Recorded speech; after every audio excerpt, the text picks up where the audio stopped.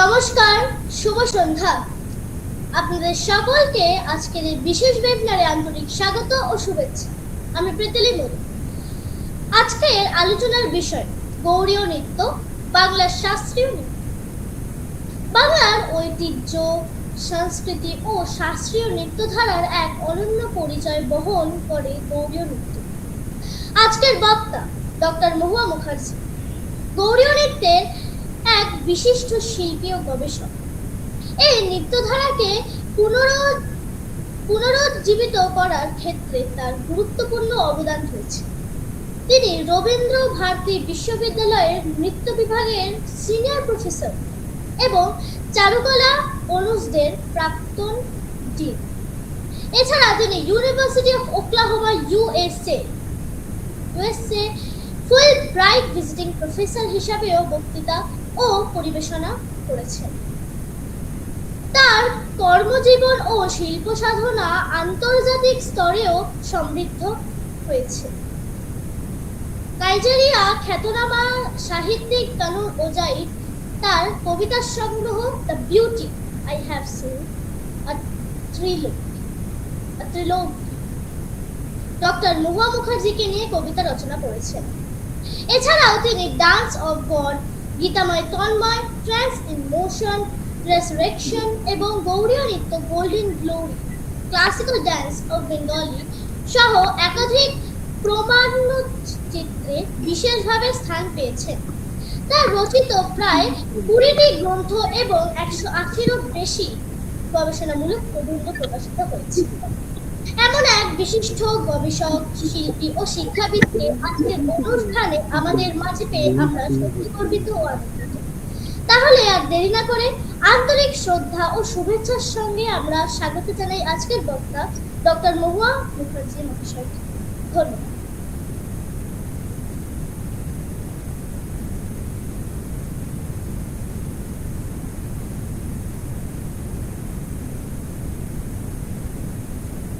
Madam, শুরু করুন।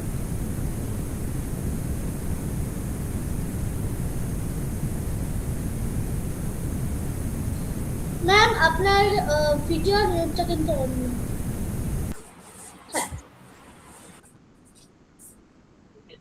নমস্কার,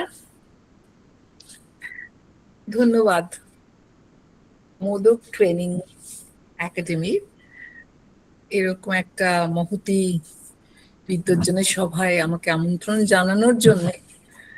আমি যার পর নাই আনন্দিত এবং সম্মানিত বোধ করছি। আমি যারা যারা এখানে অংশগ্রহণ করছেন এবং ভবিষ্যতে হয়তো শুনবেন, প্রত্যেককে যথাযোগ্য সম্মান জানিয়ে আমার আজকের বিশেষ বক্তব্য শুরু করছি। তার আগে পণ্ডিত অমিতাভ মুখার্জি, যেহেতু রবীন্দ্রনাথের জন্মদিন সদ্য গেল 165তম, তাই তার একটুখানি 2 লাইন গান দিয়ে শুরু করছি।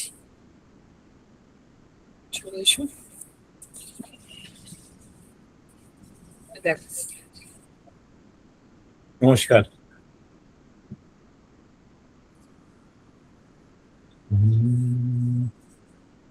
বাংলার মাটি, বাংলার জল, বাংলার বায়ু, বাংলার ফল, পূর্ণ হোক, পূর্ণ হোক, পূর্ণ হোক হে ভগবান।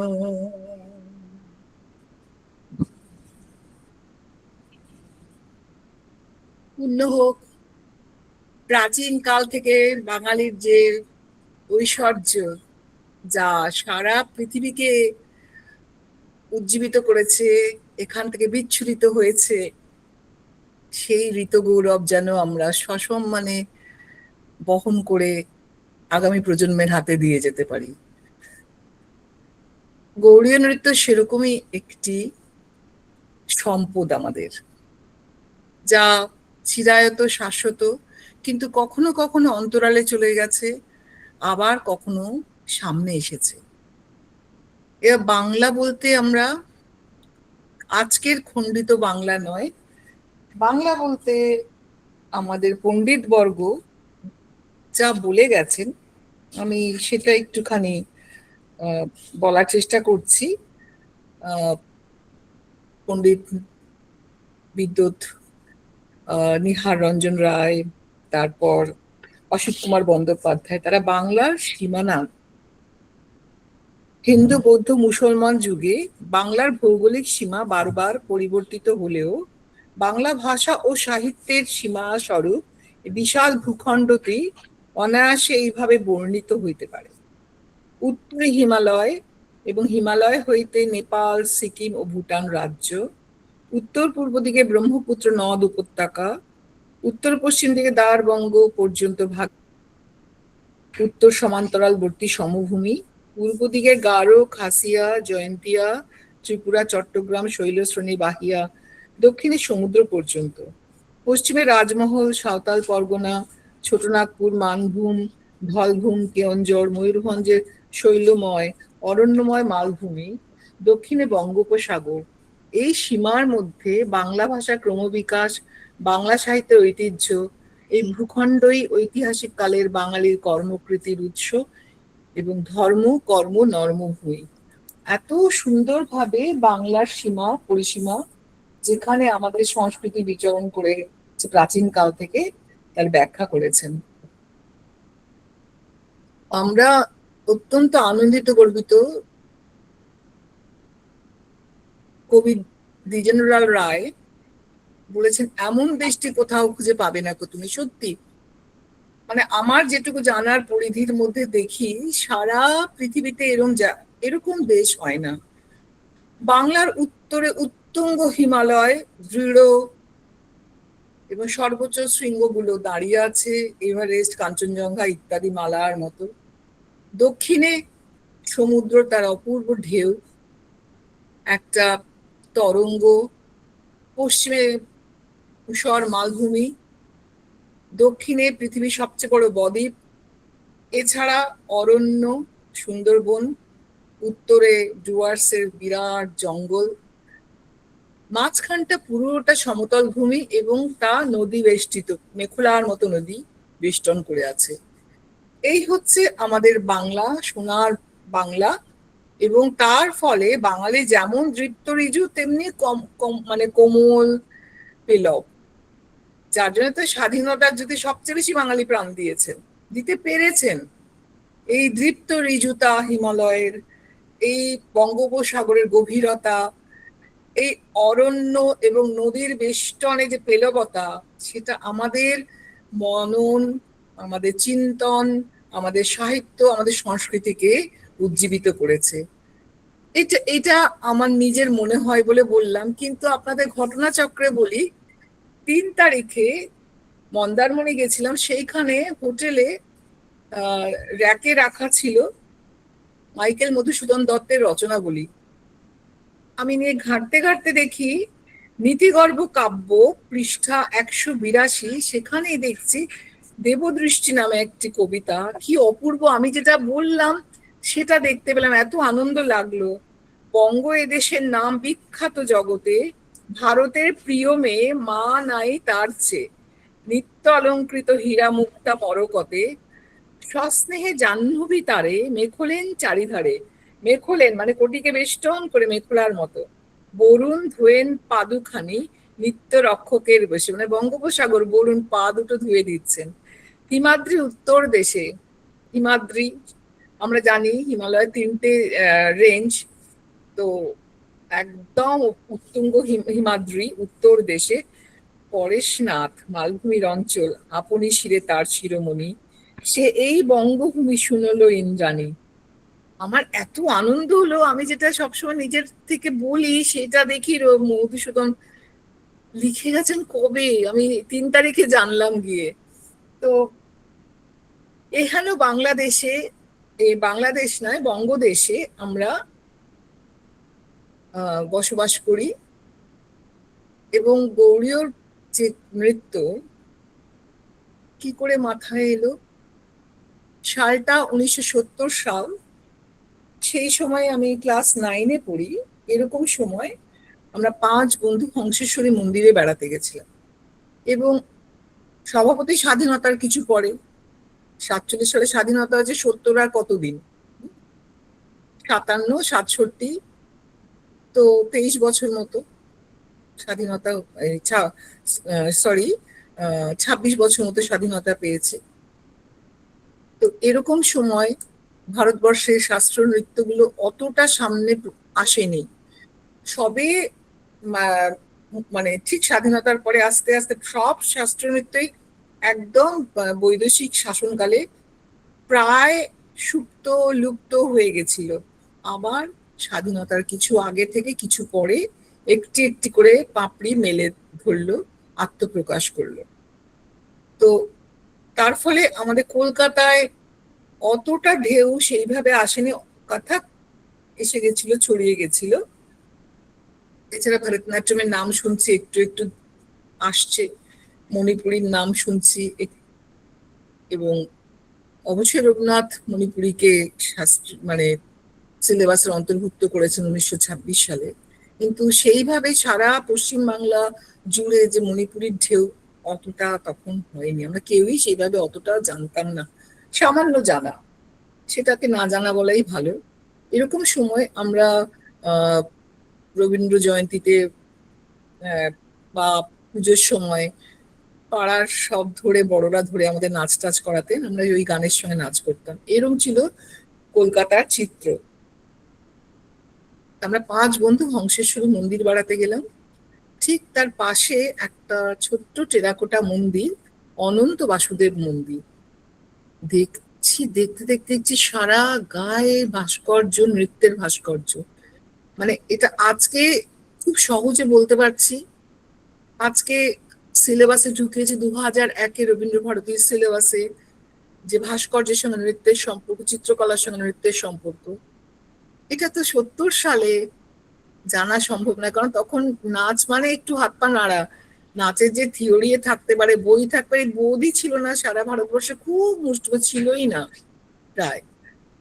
মানে তখন হয়তো গুটি কয়েক, মানে এখন লাইব্রেরি গিয়ে পড়তে গিয়ে দেখি, সঙ্গীত নাটক একাডেমি লাইব্রেরিতে গিয়ে দেখি যে 2-1টি বই বেরিয়েছে। হ্যাঁ, একটু এটা টেপো, একটু 2-1টি বই বেরিয়েছে, এরকম একটা অবস্থা। তো সেই যে ভাস্কর্যগুলোকে নাড়া দিল, যে এই নৃত্যের ভাস্কর্য কে করে গেল, কেন করলো, এই প্রশ্নের খোঁজ আজকে গৌড়ীয় নৃত্যের পুনরাবির্ভাব। এবং আজকে জানতে পারছি, আজকে জানতে পারছি এক এক করে ভারতবর্ষের শাস্ত্র নৃত্যগুলো ঠিক এইভাবেই প্রকাশিত হয়েছে, তখন জানতাম না। হ্যাঁ, তো এই যে এবং আমি বিজ্ঞানের ছাত্রী, তার ফলে আমাদের সময় 11-এ পরীক্ষা হতো। তো বাংলা সাহিত্যের ইতিহাস ওই পর্যন্তই পড়া, 11 অব্দি। আর ভূগোল, ইতিহাস, এগুলো সব আমাদের ক্লাস 8-এই শেষ হয়ে যেত। এই ছিল অবস্থা, আমরা খালি সায়েন্সের স্ট্রিমে ছিলাম। কিন্তু বিজ্ঞান আমাকে সাহায্য করেছে বৈজ্ঞানিক ভাবে কাজটা করতে। যেমন আমার মনে হলো বাংলার সাহিত্যটাকে দেখতে হবে, বাংলার ভাস্কর্য, চিত্রকলা, লেখমালা, এগুলোকে দেখতে হবে, বাংলার শাস্ত্র আছে কিনা জানতে হবে, বাংলার গুরু শিষ্য পরম্পরা আছে কিনা জানতে হবে, গ্রামীণ। যেরকম একটা নাচের কথা বলছি, ভরতনাট্যম, সে 4টে মেজর ফোক ফর্ম আর মাইনর ফোক ফর্ম থেকে আজকের রূপ নিয়েছে। মেজর ফোক ফর্ম গুলো কি? ভগবত মেলা, নাটক, কুরুভাঞ্জি, কুচিপুড়ি, সাদির। আর মাইনর হরিকথা, চিন্না মেলাম, ভোগ মেলাম, পেরিয়া মেলাম, হ্যাঁ, তেরুকুথু ইত্যাদি। তো এগুলো আজকে হালে কয়েক বছর আগে জানতে পারছি, সব শাস্ত্র নৃত্য এইভাবে গ্রামীণ গুরু পরম্পরা থেকে তৈরি হয়েছে। এগুলো আমার তখন তো জানার, কারণ বই ছিল তখন, জানার কথাই নয়। কিন্তু আমার নিজের মনে হচ্ছে আমার গ্রামীণ গুরু পরম্পরার মধ্যে কি লুকিয়ে আছে। গুরু পরম্পরাও তখন জানতাম না শব্দটা, আমরা গ্রামীণ নৃত্যধারার মধ্যে লুকিয়ে আছে। এই সেই মন্দির যেখানে দেখা যাচ্ছে, একটু জানতে চাই। হ্যাঁ, আচ্ছা, দেখা যাচ্ছে। ঠিক আছে। এই সেই মন্দির, এটা বোধহয় আমি কম করে 25 বার গেছি। তো সেই 70 সালে এই মন্দিরটা আমায় নাড়া দিয়েছিল। কে করে গেল এই নৃত্যের ভাস্কর্য, কেন করে গেল, সেই প্রশ্নের খোঁজ গৌড়ীয় নৃত্যের আবার পুনরাবির্ভাব। এবার গৌড়ীয় নৃত্য কতটা প্রাচীন। আচ্ছা, এটা হচ্ছে আজকের খণ্ডিত ভারতবর্ষ। এককালীন ভারতবর্ষ ছিল একদম আফগানিস্তান থেকে এই দিকে মায়ানমারের উত্তর পর্যন্ত পুরোটা জুড়ে। তো এই ভারতবর্ষে আমরা আছি, একটি অঙ্গরাজ্য পশ্চিমবাংলা। আমি গর্বিত। বঙ্কিমচন্দ্র চট্টোপাধ্যায় তো এমনি এমনি লেখেননি বন্দে মাতরম। আচ্ছা, বন্দে মাতরম। তো সেই সেই মায়ের কোলেই আছি। তো এখানে আজকে স্বাধীন ভারতবর্ষে একটা একটা করে আত্মপ্রকাশ করেছে। যেমন 1935 27শে ডিসেম্বর রুক্মিণী দেবী অরুন্ডেল ভরতনাট্যম নাম দিলেন হলো। কথাকালী যেটা গ্রামীণ নাচ ছিল পুনরুজ্জীবিত হলো রবীন্দ্রনাথের বিশ্বভারতী দেখে। কেরালার ভাল্লাথল কবি ভাল্লাথল নারায়ণ মেনন কলামণ্ডলম তৈরি করলেন, আত্মপ্রকাশ করলো কথাকালী। কথক তারও একটা ইতিহাস। কলকাতায় এর সমৃদ্ধি। লখনৌ নবাব ওয়াজ আলী শাহকে 1856 সালে প্রথমে বেলগাছি, তারপর মাটিয়া বুরুজে বন্দি করে আনেন কনফাইনমেন্টে ইংরেজরা, এবং তার সঙ্গে লখনৌর বাই নাচ আসে। এখানকার চিরস্থায়ী বন্দোবস্তের ফলে বাবু কালচার সেই নৃত্যধারাকে পৃষ্ঠপোষকতা দিতে লাগলো, বাই নাচ। এবং 1911 সাল পর্যন্ত কলকাতা রাজধানী ছিল। এবার কলকাতা যখন পতন হচ্ছে, বাবু কালচার এখানে অধিষ্ঠিত হচ্ছেন, তারা ইংরেজদের খুশি করার জন্য সব মিলিয়ে বাই নাচ সাপোর্ট করা শুরু করলেন। তার ফলে মানে স্বতঃস্ফূর্তভাবে এ শাস্ত্র নৃত্য হিসাবে তখনই জনপ্রিয়তা লাভ করছে। এবং 1912 সাল থেকে দিল্লি যখন রাজধানী হলো, উত্তর বলয়ের হাতে একটি নাচ এই শাস্ত্রীয় বলে সামনে এসে গেল। আর মণিপুরি তো গ্রামের নাচ ছিল, সেটাও তৈরি হয়েছে। শ্রী চৈতন্য মহাপ্রভুর শাস্ত্রীয় মণিপুরি নাচ তৈরি হয়েছে। আমি কিন্তু লোক মণিপুরীর কথা বলছি, আমি শাস্ত্রীয় মণিপুরি নৃত্য, যেটা গৌড়ীয় বৈষ্ণব ধর্ম। আগে বাংলা থেকে গেছে রামানন্দী ধর্ম, তারপরে গৌড়ীয় বৈষ্ণব ধর্ম, তার থেকে উত্তরণ হয়ে শাস্ত্রীয় মণিপুরি তৈরি হয়েছে। এবং সেটি ইউনিভার্সিটি কারিকুলামে 1926 সালে রবীন্দ্রনাথ ইনক্লুড করলেন। তার ফলে যখন ভারতবর্ষ স্বাধীন হলো 1952-53 সালে সঙ্গীত নাটক একাডেমি এস্টাবলিশড হলো, প্রতিষ্ঠিত হলে, তখন এই 4টে ফর্ম কাউকে আর জোর করে মানে বলতে হয়নি এটা শাস্ত্রীয়। আজ যেমন অন্য নাচগুলোকে বেশ লড়াই করে সামনে আসতে শাস্ত্রীয়, এগুলো স্বতঃস্ফূর্ত ভাবে, কারণ তখন হাতে প্রত্যেকটা রাজ্য তখন খুঁজছে আমার সংস্কৃতি, আমার এই, তাই অটোমেটিক্যালি ভরতনাট্যম, কথক, মণিপুরি এবং কথাকালী সামনে এসে গেল। এবং কেরালা কলামণ্ডলম তৈরি হলো রবীন্দ্রনাথের বিশ্বভারতীকে দেখে। কলাক্ষেত্র তৈরি হলো রবীন্দ্রনাথের বিশ্বভারতীকে দেখে, যেখানে ভরতনাট্যম চর্চিত। তাহলে শিক্ষায়তন গুলোতে এগুলো চর্চা শুরু হলো। তো স্বাধীন ভারতবর্ষে সঙ্গীত নাটক একাডেমি হাতের কাছে এই 4টে নাচকে পেয়ে গেল। তারা সঙ্গে সঙ্গে স্বীকৃতি যে আমাদের শাস্ত্রীয় নৃত্য। এরপর 1960s কুচিপুড়ি, আজকের কুচিপুড়ি কথা বলছে আমি, কিন্তু গ্রামের ছৌয়ের মতো ছেলেরা মেশে যে নাচতো সেই কুচিপুড়ি কথা বলছে না, সেটা 17th সেঞ্চুরিতে তৈরি হয়ে গেছে। কিন্তু আজকে যে মেয়েরা নাচ করে একক, মেয়েরা নিষিদ্ধ ছিল, খালি ব্রাহ্মণ ছেলেরা নাচতো। তো এগুলো বেদান্ত লক্ষ্মীনারায়ণ শাস্ত্রী 58, 59, 60s আনলেন। এবং ফোক থেকে থালার ওপর নাচা, মাথায় ঘোড়া নিয়ে নাচা। আমি সিলেটি মেয়ে, আমাদের কিন্তু ধামাইলে মাথায় ঘোড়া নিয়েও করে, থালার উপরেও নাচে। তো কুচিপুড়ি তৈরি হলো। এরপর 72-তে ভীষণভাবে প্রতিষ্ঠিত হলো দৃঢ়ভাবে ওড়িশি। কলকাতায় কেলুচন গুরু কেলুচন মহাপাত্রের হাত ধরে 80s আসলো। হ্যাঁ, এরপরে মোহিনীঅট্টম স্বীকৃতি লাভ করলো। তারপর 96-এ ভারত সরকার গৌড়ীয়কে স্বীকৃতি দেওয়া শুরু করলেন স্কলারশিপ ফেলোশিপের মাধ্যমে, অর্থাৎ রিসার্চ 96-97। এবং 2000 সালে আসামের ক্ষত্রিয়। এই হচ্ছে পর্যায়। এইবার নাট্যশাস্ত্র। ভারতবর্ষের নাচের আজকের শাস্ত্রীয় নৃত্যগুলো তার যে প্রাথমিক শর্ত, প্রাথমিক বিজ্ঞানসম্মত শাস্ত্র গ্রন্থ নাট্যশাস্ত্র, এখন অব্দি এটি আবিষ্কৃত। নাট্যশাস্ত্র উদ্ভব কাল খ্রিস্টপূর্ব 2য় থেকে খ্রিস্টাব্দ 2য় শতক। এটা ডক্টর মনমোহন ঘোষ এবং পণ্ডিতদের মত। এই 400 বছরটাকে ধরা হয় মোটামুটি এটা উদ্ভবের কাল। সেই নাট্যশাস্ত্রে কিন্তু দেখুন আজকের কোনো নাচের নাম নেই, ভরতনাট্যম, ওড়িশি, কথক ইত্যাদি কোনো নাম নেই।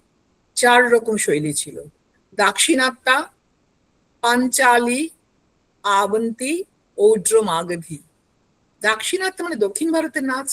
তার থেকে আজকে এসে পেলাম ভরতনাট্যম, কথাকলি, কুচিপুড়ি, লাস্টলি মোহিনীঅট্টম।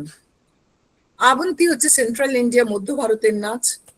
কেউ রিসার্চ করলে, কাজ করলে বেরোবে। শাস্ত্রীয়, অবশ্যই লোকনৃত্য তো রয়েইছে। পাঞ্চালি হচ্ছে উত্তর পশ্চিম ভারত, একদম আফগানিস্তান পর্যন্ত। আমরা গান্ধারীর নাম জানি গান্ধার থেকে, তো পাঞ্চালিরও কাজ হলে কিছু বেরোবে হয়তো, যদি কেউ ভবিষ্যতে কাজ করেন। বাট ওড্র মাগধী হচ্ছে পূর্ব ভারতের। তার থেকে আমরা পাচ্ছি ওড়িশি। আগেই বললাম মোটামুটি রাফলি 1972 80s কলকাতায় আসলো। আমাদের 93-তে সম্ভবত 93-তে রবীন্দ্র ভারতীতে একটু ঢুকলো। মণিপুরি পুরোটা গৌড়ীয় বৈষ্ণব ধর্মের উপর দাঁড়িয়ে, অর্থাৎ বাংলার, এবং আগে গানগুলো সব বাংলা কীর্তন এইসবের উপর হতো। এখন এগুলো অনুবাদ হয়ে যাচ্ছে। তো মণিপুরি এবং 1926 সালে রবীন্দ্রনাথ সিলেবাস অন্তর্ভুক্ত করেন, অর্থাৎ একটা ইউনিভার্সিটি তাকে স্বীকৃতি দিয়ে দিল। এবং গৌড়ীয় আর ক্ষত্রিয়, এই হচ্ছে ওড্র মাগধী প্রবৃত্তি। তার থেকে আমরা আজকে এসে এই 4টে শৈলী পেলাম। এটা আমি বলছি শাস্ত্রীয় গুলো, এছাড়া লোক তো আছেই, নাট্যশাস্ত্রে সবই ব্যাখ্যা আছে। এটা হচ্ছে গ্রেটার বেঙ্গলের চিত্র, যেটা আমার কাছে 2000 সাল ধরে বাংলার মানচিত্র রয়েছে, তার একটা খালি দেখালাম। নেক্সট, এবার ওড্র মাগধীর প্রবৃত্তি। আচ্ছা, প্রবৃত্তি মানে জোনাল ডিভিশন, ঠিক আছে? তো 4টে প্রবৃত্তি বললাম: দাক্ষিণাত্যা, পাঞ্চালি, আবন্তি, ওড্র মাগধী। এই প্রবৃত্তি শ্লোক কি ওড্র মাগধী? অঙ্গা বঙ্গা উৎকলিঙ্গা বৎসশ্চৈব ওড্র মাগধা পৌন্ড্রা নেপালিকাশ্চৈবন্তর্গিরি বহির্গিরা তথা প্রবঙ্গ মাহেন্দ্র মলদা মল্লবর্তকা ব্রহ্মোত্তর প্রভৃতয় ভার্গবা মার্গবা সথা প্রাগজ্যোতিষ পুলিন্দাশ্চ বৈধ তাম্রলিপ্তকা প্রাঙ্গ প্রভৃতশ্চ উজ্জন্তি চোড্র মাগধী। যদি কেউ বিশ্লেষণ করে এই পুরো শ্লোকটা জুড়ে, দেখবে পুরোটাই গ্রেটার বেঙ্গল, বেশিটা। অর্থাৎ গৌড়ীয় নৃত্য যে কিভাবে এখানে ডিপলি ছিল, আমি তার কয়েকটা রেফারেন্স দিচ্ছি। বঙ্গ বাংলা, বঙ্গ, পৌন্ড্র উত্তরবঙ্গ, সেটা এই বাংলা, ওই বাংলা, তার উত্তরবঙ্গ দিনাজপুর ইত্যাদি সমস্ত। অন্তর্গিরি বীরভূম, বহির্গিরি ছোটনাগপুর, যা ছিল বেঙ্গল। মালদা হচ্ছে বৃহত্তর মালদা, রাজশাহী এখানকার মালদা। মল্লবর্তকা বাঁকুড়া, পুরুলিয়া, মল্লভূম সমস্ত। প্রবঙ্গ পূর্ববঙ্গ, তাম্রলিপ্ত দক্ষিণ মেদিনীপুর, ব্রহ্মোত্তর মুর্শিদাবাদ পর্যন্ত, বার্মার উত্তর। তো পুরোটাই বিশ্লেষণ করলে দেখা যাবে বাংলা। ওড্র মাগধী প্রবৃত্তি পুরো বাংলাতেই ছিল। এই জায়গাটা আমার ভীষণ গর্বের জায়গা। এবার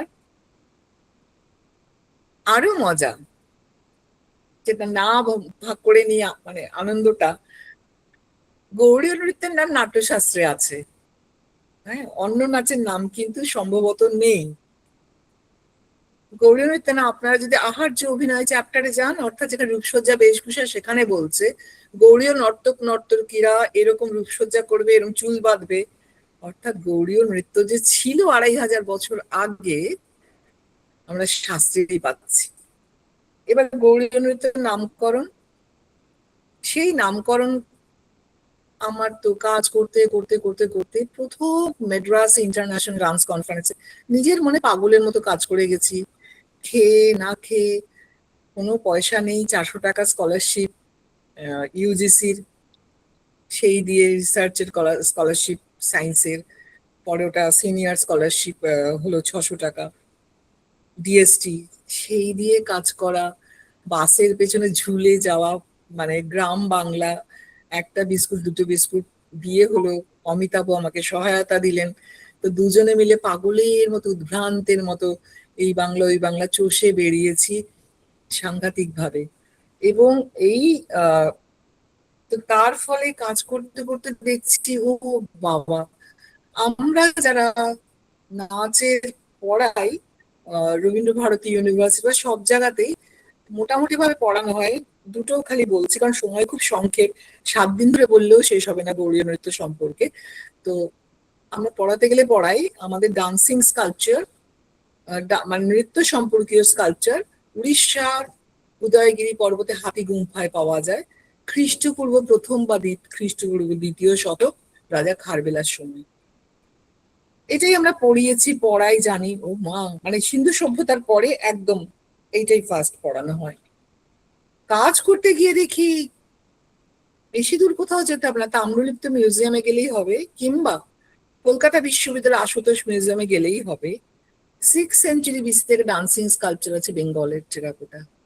আমি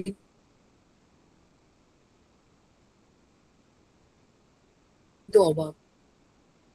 আমরা পড়াতে গেলে পড়াই যে রাজরাজ চোরের সময়, অর্থাৎ 1000 বছর আগে বৃহদেশ্বর মন্দির এখন তার নাম, যেটার নাম রাজরাজ টেম্পল ছিল, সেখানে 400 দেবদাসীর কথা পাই ইনস্ক্রিপশন। আমি সেগুলো, আমার 400 দেবদাসীর নামও আছে, সব ছবি তুলে নিয়ে এসেছি। আমরা এটা পড়াই। ঠিক একই সময় বাংলায় রাজা নয়পাল দেবের সময় ইনস্ক্রিপশন আছে, 1000 দেবদাসী ছিল, নৃত্যগীত করতো। হিমগিরি মিব শুভ্রং রত্নাং সুজালে প্রতিফলিত সকেলি প্রৌঢ় রামা সহস্রম, সহস্র রামা নাচ করতো। মানে ভাবা যায় না, অথচ আমরা দেখলাম না, দেখি নাই ব্যক্তি শিশির। এই কাজ করতে গিয়ে আমি মেজর 4টে ভাগে ভাগ করে কাজ করার চেষ্টা করেছি: সাহিত্য, শাস্ত্র, স্কাল্পচার, পেইন্টিং, ইনস্ক্রিপশন এবং লোকনৃত্য।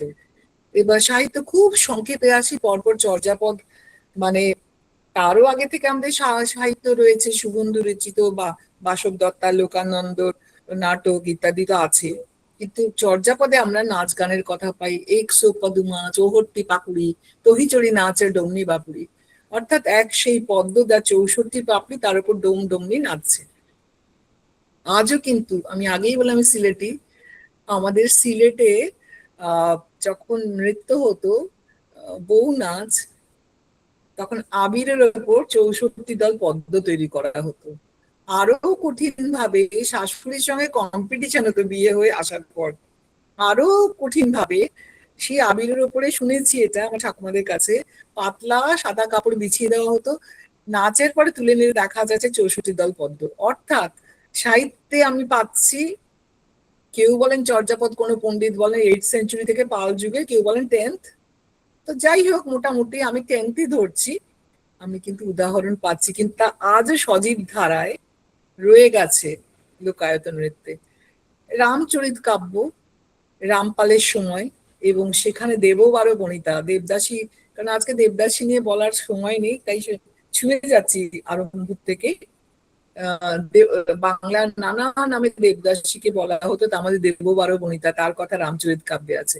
আর গীত গোবিন্দর কথা তো সারা ভারতবর্ষকে গীত গোবিন্দ নাটকে, গানে, নাচে উজ্জীবিত করেছে, তার পাশাপাশি স্কাল্পচারে উজ্জীবিত করেছে, পেইন্টিং, মিনিয়েচার পেইন্টিং এ উজ্জীবিত করেছে সারা পৃথিবীকে। সম্ভবত 70-এর বেশি ভাষায় অনুবাদিত হয়েছে গীত গোবিন্দ, সম্ভবত বললাম।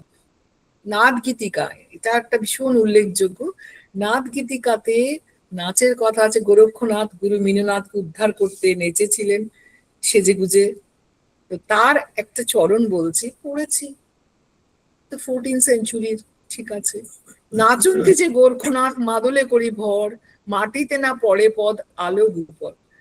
গোরক্ষনাথ মাদলে করি ভর, মানেটা কি? মাদলে ভর করে মাটিতে না পড়ে পদ, পা মাটিতে পড়বে না, আলো গুপর। এই লাইনটা আমাকে খুব হন্ট করতো, এটা কি, এর মানে কি? নাচন্তি যে গোরক্ষনাথ মাদলে করি ভর, মাটিতে না পড়ে পদ আলোর উপর। আমি যখন আমার দেবদাসী ধারা আজকে নাচের তো শিখতে গেলাম, হ্যাঁ, গুরু শশী মাহাতোর কাছে, হঠাৎ দেখি উনি মাদল উল্টে দিলেন। গ্রামে গিয়ে যখন শিখছি, বলে বিটি খাড়া হ। বলছি মানে? বলে উঠ উঠ।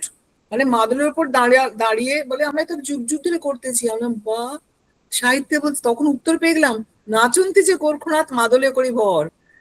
মাদলের উপর ভর করে মাটিতে না পড়ে পদ, পা মাটিতে পড়বে না আলোর উপর। মানে আমি চমকিত হলাম এবং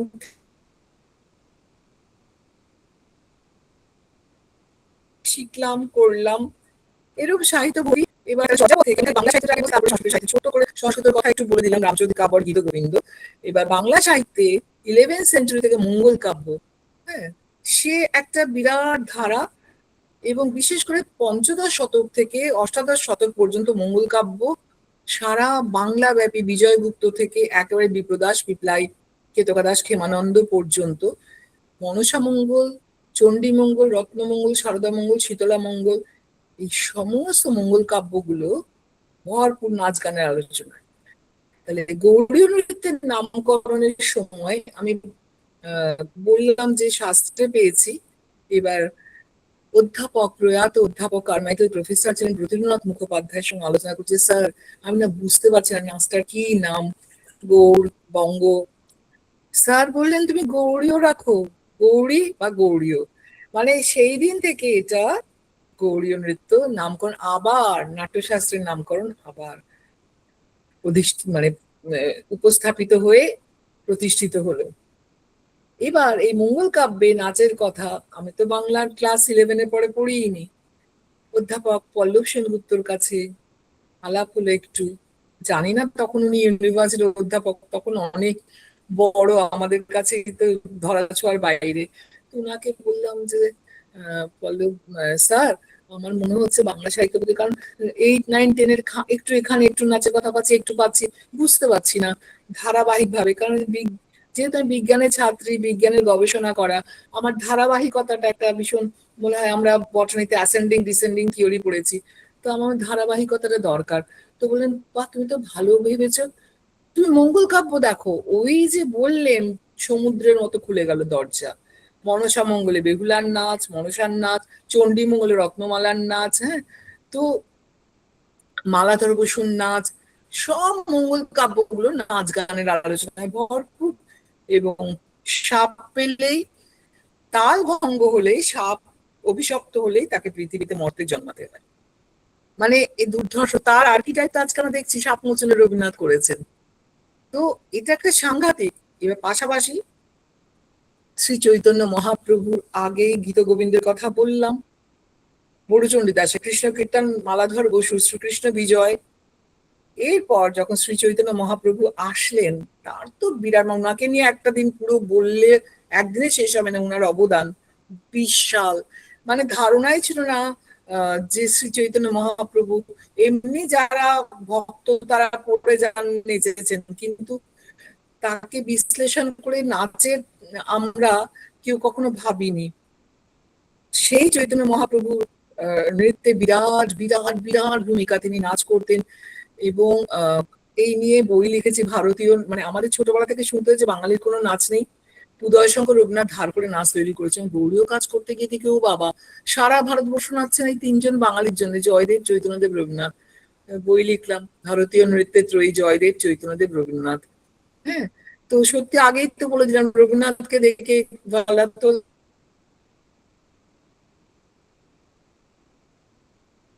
কলা মন্ডলম তৈরি করছেন, কলাক্ষেত্র তৈরি করছেন, কাজ করেছেন শিক্ষায়তনের অন্তর্ভুক্তকরণ, সাংঘাতিক কাজ। আর শ্রী চৈতন্য মহাপ্রভু নিয়ে আর অধিক এখানে আর বলে লাভ, সময় আমি আর পাবো না, আর বেশিক্ষণ সময় নেই। তো শ্রী চৈতন্য মহাপ্রভুর পরবর্তী কালে ওনার সমসাময়িক থেকে একদম চৈতন্যোত্তর পর্ব পর্যন্ত প্রচুর বৈষ্ণব সাহিত্য, সব কটি নাচ গানের আলোচনায় ভরপুর। উজ্জ্বল নীলমণি, তাতে নায়িকা ভেদ, রসের কথা, ভক্তি রসামৃত সিন্ধু, নায়িকা রত্নমালা, মানে আরো এত গুরুত্বপূর্ণ যে নায়িকা রত্নমালা, অষ্টনায়িকা সারা ভারতবর্ষই নাচে। আমাদের ইয়েতে কি বলে নাট্যশাস্ত্র আছে, কিন্তু এই গৌরীয় বৈষ্ণব শাস্ত্রকারের এই অষ্টনায়িকাকে আরো 8টি উপবিভাগে ভাগ করেছে, 64 নায়িকা। এবং নিমাই মিত্র আজকে তিনি পৃথিবীতে নেই, তার আমি অভিসারিকা নায়িকা দেখেছি, আমি বলে বোঝাতে পারবো না। আসলে আমরা না আমাদের কীর্তনের ওদের মানে সেই সম্মান দিতে পারলাম না। সত্যি অত্যন্ত গুণী প্রসিদ্ধ ব্যক্তিত্ব যারা ধ্রুপদ করেন তারা পদ্মশ্রী পদ্মভূষণ পান না জানি, কিন্তু কীর্তনও তো এক, প্রবন্ধ গীতি এটাও তো শাস্ত্রীয়। কিন্তু এরা না কেউ জানলো না নিমাই মিত্রকে, আমার গুরু নরোত্তম সান্যালকে কেউ জানলো না। তিনি গরানহাটি এবং মনোহরশাহী দুরকম কীর্তনে তিনি প্রসিদ্ধ ছিলেন। আজকে তো হারিয়ে গেছে এগুলো। মানে যদি গরানহাটিকে বলেন সেটা বিলম্বিত খেয়ালের মতো, গরানহাটি গণের ধ্রুপদাঙ্গের মতো, আর মনোহরশাহী বিলম্বিত খেয়ালের মতো, কিন্তু আমরা কেউ জানলাম না। এবং শ্রী চৈতন্য মহাপ্রভুর পার্শ্বদ ছিলেন পরমানন্দ সেন, যিনি কবি কর্ণপুর চৈতন্যদেব তার নাম দিয়েছিলেন আনন্দ বৃন্দাবন চম্পু। মানে কত বলবো, মানে চৈতন্য পরবর্তী আমার আধা ঘন্টা লাগবে যদি ওনার পরে শাস্ত্রগুলো তৈরি হচ্ছে, ভক্তি রত্নাকর ইত্যাদি ইত্যাদি। আমি এবার আরো স্কিপ করে যাই, এইগুলো সাহিত্য। এবার আসি আঙ্গিক অভিনয়। সবচেয়ে মজা শাস্ত্র। যে কোনো শাস্ত্রীয় নৃত্য শাস্ত্রের উপর দাঁড়িয়ে আছে। এবার ভরতনাট্যম, ওড়িশি, কুচিপুড়ি, মোহিনীঅট্টম, তারা নন্দিকেশ্বরের অভিনয় দর্পণকে অনুসরণ করে। কে এই নন্দিকেশ্বর, কোথায় জন্মেছেন কেউ জানে না। কাশ্মীরে, না বাংলায়, না তামিলনাড়ুতে, না অন্ধ্রাতে, না গুজরাটে। কেন ব্যবহার করা হয়?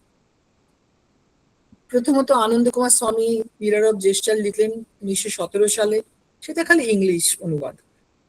কিন্তু সংস্কৃত সমেত অনুবাদ প্রথম করেন একজন বাঙালি ডক্টর মনমোহন ঘোষ। তার নাম ধুলোয় ঢাকা পড়ে গেছে, কেউ জানে না। এবং 1934 এই বইটি যখন প্রকাশ করেন, তার ফলে রুক্মিণী দেবী যখন ভরতনাট্যম তৈরি করছেন একটি মাত্র শাস্ত্রগ্রন্থ পেয়েছেন, এটা তাই উনি ব্যবহার করেছেন। এই নয় যে ওখানে তামিলনাড়ুতে বসে এই গ্রন্থটা লেখা হয়েছে ভরতনাট্যমের জায়গায়। এরপর কুচিপুড়ি তারা ব্যবহার করতে লাগলো, এখন অবশ্য কুচিপুড়ি নাট্যশাস্ত্রকে ব্যবহার করছে, ওরা এটা ব্যবহার করা শুরু করলো। এবং নাট্যশাস্ত্র অনুবাদ করেছেন ডক্টর মনমোহন ঘোষ 1949, অতটা ইয়ে না, 51 থেকে 58 পর্যন্ত। বিশাল। আগে যদি উনি নাট্যশাস্ত্র অনুবাদ করতেন তাহলে রুক্মিণী দেবী হয়তো ওটাই ব্যবহার করেছেন অভিনয় দর্পণ, তাই রুক্মিণী দেবী ওটা ব্যবহার করেছেন। এরপর ওড়িশি ব্যবহার করা শুরু করলো, মোহিনীঅট্টম ব্যবহার করা শুরু হলো।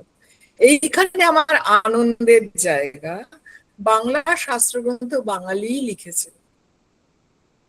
আমরা ব্যবহার করি সঙ্গীত দামোদর এবং শ্রী হস্ত মুক্তাবলী। কার লেখা? পণ্ডিত শুভঙ্কর, তার লেখা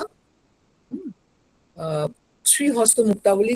উনার লেখা দুটো বই, সঙ্গীত দামোদর আর শ্রীহস্ত মুক্তাবলী। কি সুন্দর নাম, সঙ্গীত দামোদর, অত বইয়ে চলেছে কিছু সঙ্গীতের রেশ, আর দামোদর মানে আবার কৃষ্ণ।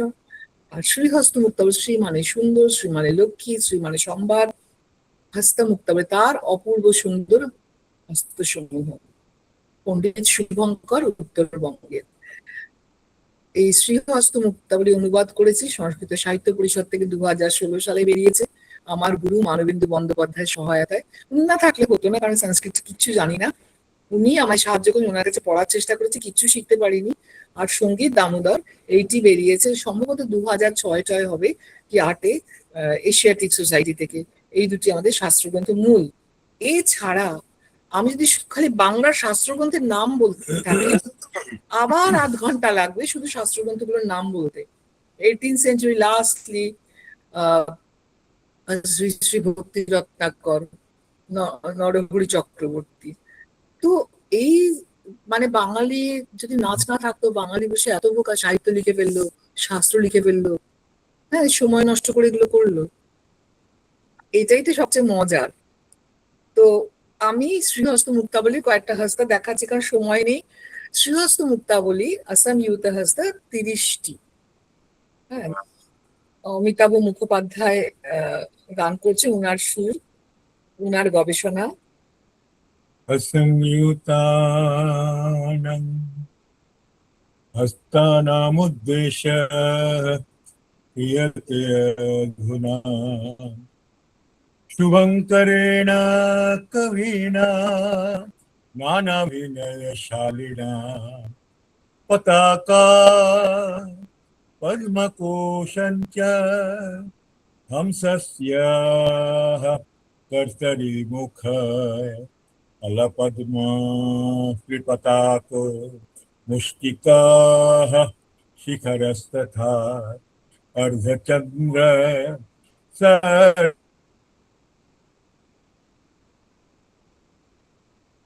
सर्पशिरा सूच्यस्य खड्गमुखम् अराला शुकतुण्डश्च संदंसा काङ्गुलस्तथा पूर्णनाभोऽपि कथिताः कपित्वा मृगशीर्षक हंसपक्ष ताम्रचूरश्च चतुर मुकुलस्तथा भ्रमरश्च कदम्बश्च कृष्णसारमुखाभयः भ्रोनिकोऽप्यत सिंहस्यो अंकुश तंत्री मुखस्तथा আমাদের 30টা অসংযুক্ত হস্ত, নাট্যশাস্ত্রে 24টা, অভিনয় দর্পণে 28টা, শ্রীহস্ত মুক্তাবলীতে 30টা। নাট্যশাস্ত্র যেহেতু মাদার, তাই সব শাস্ত্র, নৃত্য শাস্ত্র গ্রন্থগুলোর কিছু কিছু হস্ত একরকম, আর কিছু কিছু নিজস্ব অঞ্চল শৈলী। যেমন আমাদের কৃষ্ণ সারে মুখ হস্ত কোনো নাচে কোনো শাস্ত্রে নেই। তন্ত্রী মুখ, এটা টিপিক্যাল বেঙ্গল। গ্রহণিকা টিপিক্যাল বেঙ্গল, এবং পতাকা ত্রিপতাকা এগুলো সব নাচে আছে, সব শাস্ত্রগ্রন্থে রয়েছে। যেমন সারা ভারতবর্ষ ভাত খায়, এবার সাউথে সাম্বার খাচ্ছে, আমরা মুসুর ডাল খাচ্ছি, নর্থে রাজমা ডাল খাচ্ছে, সেরকম। তো তাই কিছু মিল, কিছু তার নিজস্ব অঞ্চল মতো। যেটা খুব উল্লেখযোগ্য সেটা হচ্ছে, যেমন অভিনয় দর্পণে পতাকা হস্ত, তার সম্ভবত ব্যবহার হচ্ছে 28টি। কেরালার যে হস্তমুদ্রা গ্রন্থ, হ্যাঁ, হস্তলক্ষণ দীপিকা, তার পতাকা হচ্ছে এরকম দেখতে। তার ত্রিপতাকা আবার আমাদের বিপরীত, সবার বিপরীত, ওরা আলাদা। তাদের পতাকা হস্তে 36 রকম ব্যবহার। কিন্তু এই ব্যবহার কিভাবে করবে কিন্তু কোথাও বলা নেই। এইবার অভিনয় দর্পণ অনুসরণ করে পতাকা নাট্যারম্ভে, এবার ওড়িশি এরম নাট্যারম্ভে করতে পারে, ভরতনাট্যম এরম করছে, হ্যাঁ, কুচিপুড়ি এরম করছে। নাট্যারম্ভ নাচের আরম্ভে নানা রকম ভাবে যে কোনো গুরু তার তার মতো প্রয়োগ দেখা। বাংলার শ্রীহস্ত মুক্তাবলী পণ্ডিত শুভঙ্কর আরো এক ধাপ এগিয়ে কাজ করেছেন। আগেই বললাম যে অভিনয় দর্পণে সম্ভবত 28টি ব্যবহার পতাকা হস্তে, হস্তরাসন দীপিকাতে পতাকা হস্তে 36টি ব্যবহার, বাংলার পতাকা হস্তে 222টা ব্যবহার। এবার এই ব্যবহার কিভাবে করবে সেটাও বলা। কেউ যদি সংস্কৃত শ্লোক জানে না, সে কিন্তু অনেকটা করতে পারবে। আমি দু একটা বলছি। বলছে জল দেখাবে, বাঁ দিক থেকে ডান দিকে তলকুঞ্চিত করে জল, জলে জগতি, বড় করে এরকম ভাবে জগৎ দেখাবে। অর্থাৎ বলে দেওয়া শ্লোক সমেত লজ্জা, এইভাবে লজ্জা দেখাবে, একদম বলে দেওয়া। এই নয় নাট্যারম্ভে তো একটা কোনো নাচ সে এরম করছে, আরেকজন কেউ এরম করছে এরম করছে, তা না।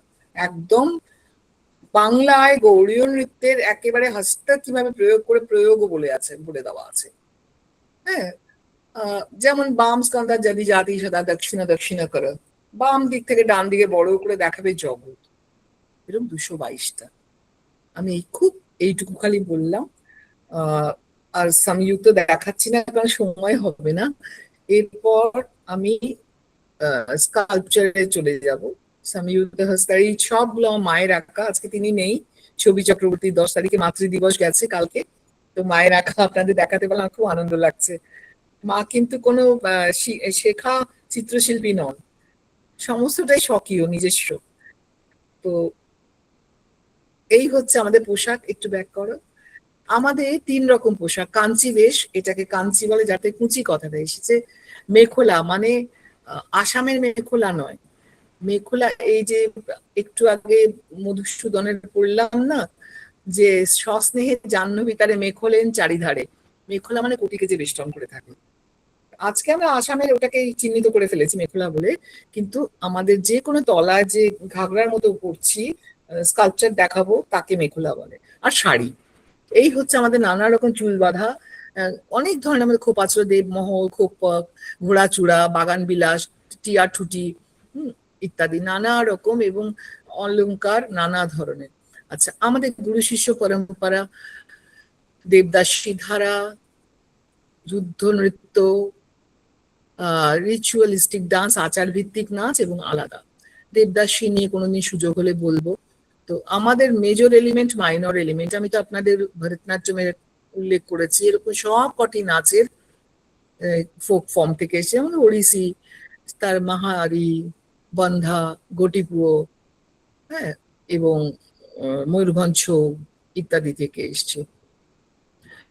কথক, ব্রজ রাসলীলা নাট্য, নৌটঙ্কি, কাজরি, ঘুমার, কথকতা সব মিলিয়ে। তেমনি আমাদের মেজর এলিমেন্ট নাচ নিয়ে আমাদের আজকের দেবদাসী ধারা, কীর্তন নৃত্য, সেবাদাসী, পুরুলিয়া ছৌ, বিশ্বহরা, মনসামঙ্গল ইত্যাদি সবগুলো গ্রামে গিয়ে গিয়ে গুরুর কাছে শিখেছি। আমি ভারতবর্ষের মহিলা প্রথম যে পুরুলিয়া ছৌ শিখেছি এবং সারা রাত পুরুলিয়া নেচেছি, নেক্সট টু ইম্পসিবল। আপনার যদি অনেক টাকা থাকে আপনি লন্ডনের মাটিতে নাচতে পারেন, কিন্তু পুরুলিয়ার মাটিতে একটা মেয়ে হয়ে ছৌ নাচা 1994 সালের 15ই মে অসম্ভব ছিল। এরপরে আমরা মানে অনেক পরে সিধু-কানু ইউনিভার্সিটি সিলেবাসে ঢুকিয়েছি। এখন মেয়েরা, ওই অত বছর আগে নেচেছে 95-এ, এখন মেয়েরা করা শুরু করেছে। এই গত বছর সুনিতা মাহাতো বলে, সে এসএন এর কি বলে বিসমিল্লাহ খান অ্যাওয়ার্ড পেয়েছে ছোটদেরটা। আমাদের দেবদাসী দ্বারা, এটা স্কিপ করে যাই কারণ একটু দেবদাসী নিয়ে বলেছি। এই আমার রসনা দাসী, এই আমার গুরু যে মাদলে নাচন্তিছে গোরখনাথ, মাদলে করি ভর, মাটিতে না পড়ে পদ আলো গোপর, এই যে গুরুর কাছে করছি মাথায় ঘোড়া নিয়ে। ওনার গ্রামে, বড়জোড়া গ্রামে, ওনার 98 বছর বয়স, ওনার কাছে করছি। এই যে আমার গুরু গম্ভীর, পদ্মশ্রী গম্ভীর সিং ওরা, তো তার কাছে কিরাত অর্জুন পালা, এবং সারা রাত পুরুলিয়ায় লণ্ঠনের আলো, হ্যাজাকের আলোতে নেচেছি। এই গ্রামে গিয়ে গিয়ে এটার একটা কথা বলি, ইন্টেরিয়ার গ্রামে আমি সিধু-কানুর পালা 2005-এ এই স্ক্রিপ্টটা তৈরি করি, যার মিউজিক পুরোটা অমিতাভ মুখার্জি। তার জন্য 5 বছর কম করে সাঁওতাল গ্রামে গ্রামে গিয়ে শিখেছি।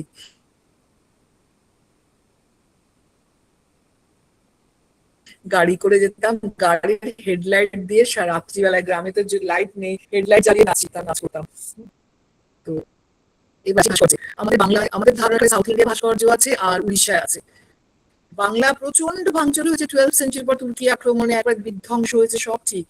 তারপরেও যা আছে না, মানে কি বলবো, আমাদের প্রস্তর ভাস্কর্য, দারু ভাস্কর্য, কাঠের, হাতির দাঁতের, ধাতব এবং মৃৎ ফলক, টেরাকোটা, এছাড়া হরিভক্তি বিলাসে বলছে কৌশমী ফুলেরও, ফুলটা তো ক্ষণস্থায়ী, তাই ওটা দেখান থাকবে না। তো এত রকম ভাস্কর্য, আমি মানে আর বেশি সময় নেই, মানে শুধু ভাস্কর্য নিয়ে বললে একদিন লাগবে। এটা 4th century BC, Ashutosh museum, Calcutta university. দেখুন নর্তকী অর্ধমণ্ডলী স্থানাকে নাচছে, আর ওপরে কাত্যায়নী বীণা বাজাচ্ছেন রাজপুরুষ সিংহাসনে, এও নাচছে। নেক্সট, একদম কুইক চলে যাও। এই দেখুন, আমরা সাউথের ঘটবাদ্য ঘাটাম নিয়ে এত উজ্জীবিত, এত লাফালাফি, আমাদের 1st সেঞ্চুরি বিসি থেকেই ঘটবাদ্য রয়েছে, এবং আমাদের হেড গিয়ার সমস্ত। আচ্ছা, এটা কানর খোপা। আজকে আমি এরকম খোপা করে মোহিনীআট্টমে, তো মোহিনীআট্টমে এরকম খোপা ছিল না, মানে এটা 20-25 বছর আগে মেনলি তৈরি হয়েছে। এটা হচ্ছে 9th সেঞ্চুরি জগজীবনপুর, যখন 2000 সালে আবিষ্কৃত হলো। আমি কৃতজ্ঞ গৌতম সেনগুপ্তর কাছে, গৌতম সেনগুপ্তর কাছে। তখনও কিন্তু ভাব পৃথিবীতে এটা দেখানো হয়নি, উনি আমাকে ডায়াপোজিটিভ ফিল্মের স্লাইড, তখন তো পাওয়ার পয়েন্ট আসেনি, ডায়াপোজিটিভ ফিল্মের স্লাইড আমায় দিলেন, আমি তখন সব জায়গায় দেখালাম। তারপর ওরা জার্মানিতে গিয়ে শো করেছিলেন যুদ্ধ নৃত্যের একটি নর্তক হাতে তরোয়াল নাচছে। এটা হচ্ছে পাহাড়পুর, বাংলাদেশের। সেই পাহাড়পুরে আমাদের যে বসা, আমি একটু দেখাই,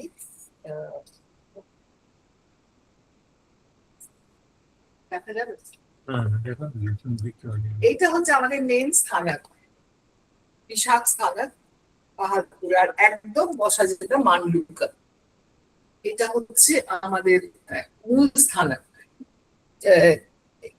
কোনোদিন কোনো শাস্ত্র নিয়ে বলে তখন এগুলো সব দেখানো যায়, কারণ শাস্ত্র নিয়ে বললেও 1-1.5 ঘন্টার কম হবে না। নেক্সট। আচ্ছা, এই জগজীবনপুর, কাপিতুয়া হাসতা, দোলা হাসতা, চোখ দুটো শৃঙ্গার বিস্ফারিত, ঠোঁটে হাসি এবং কোকড়া কার্লি হেয়ার, মেল ডান্সার নাচছেন এবং কুঞ্চিত পাদে আর অর্ধ কাঞ্চি বেশে।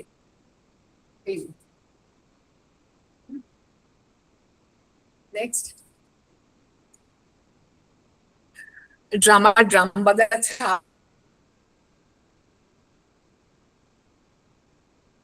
আজও আপনারা কীর্তন আসরে দেখবেন। এবার আসছি আদিনা মসজিদ। এটা কথিত যে ভাঙচুর হয়, এটা আপনারা এখনো দেখতে গেলে বুঝতেই পারবেন, নিচটা পুরো স্টোন, উপরে তারপরে মসজিদ যখন হয়ে গেল ইয়ে কি বলে ব্রেক ইট দিয়ে নির্মিত হলো, এবং এই ডান্সিং স্কাল্পচার রয়েছে। মানে ঘোষের মেঝে নষ্ট তৎসত্য এবং নৃত্য গণেশ রয়েছে, এগুলো বেলে পাথরের। আচ্ছা দেখুন, ওই স্কাল্পচার, এটা জাফর খান গাজীর মসজিদ, এটা ত্রিবেণীতে এই অনন্ত বাসুদেব মন্দির থেকে ওখানে দেখতে গেলাম, জাফর খান গাজীর মসজিদে। এটা এখন আর্কিওলজিক্যাল সার্ভে অফ ইন্ডিয়া নিয়ে গেছে। আমি গেছিলাম 92-তে, 92 ঠিক বাবরি মসজিদ ভাঙার পরে পরে। তখন আমাকে ওখানে মৌলভী বলছেন, মা তুমি কি, আপনি কি সাংবাদিক? আমরা না না, আমি সাংবাদিক না, আমি নৃত্য করি। আসেন বলে আমাকে দেখালেন। এটা দেখতেই পেতাম না, এরকম দুটো সিঁড়ির থাকে এই স্কাল্পচারটা। আসলে ওটা ছিল তো বিশাল মন্দির, বুরারি মোহনের মন্দির, 8ম শতকের, ধৈর প্রবন্ধতমে লেখা আছে। তো সেটা তো বিধ্বংস হয়েছে, ও এখন মস্ক হয়েছে, কিন্তু তাও যা রয়েছে এই ডান্সিং স্কাল্পচার, দশাবতারের স্কাল্পচার সব রয়েছে। আচ্ছা, এই পাশেরটা যেটা এরকম করে আছে, সেটা হচ্ছে দাইহাট থেকে পাওয়া, বর্ধমান মিউজিয়ামে কৃতজ্ঞ রঙ্গনকান্তি জানার কাছে, ডক্টর রঙ্গনকান্তি জানা, উনি কিউরেটর ছিলেন। তো এটা স্বস্তিকা স্থানকে আলস্যি ভঙ্গিমাতে নর্তকী এবং খোপ্পা,